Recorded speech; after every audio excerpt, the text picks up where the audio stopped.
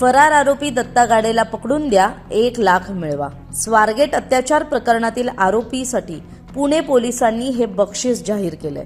पुण्यातील स्वारगेट एसटी डेपोमध्ये शिवशाही बसमध्ये एका 26 वर्षीय तरुणीवर अत्याचार झाला आणि याच प्रकरणातील आरोपीला शोधण्यासाठी पुणे पोलिसांची 13 पथकं रवाना झाली आहेत। या 13 पथकांकडून फरार आरोपी दत्ता गाडेचा शोध घेतला जातोय।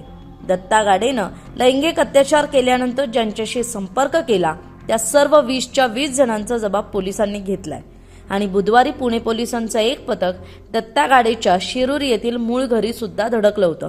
यावेळी त्याच्या कुटुंबियांची विचारपूसही करण्यात आली आणि आता पुणे पोलिसांकडून दत्ता गाडेला पकडण्यासाठी 1 लाखांचं बक्षीस जाहीर करण्यात आले।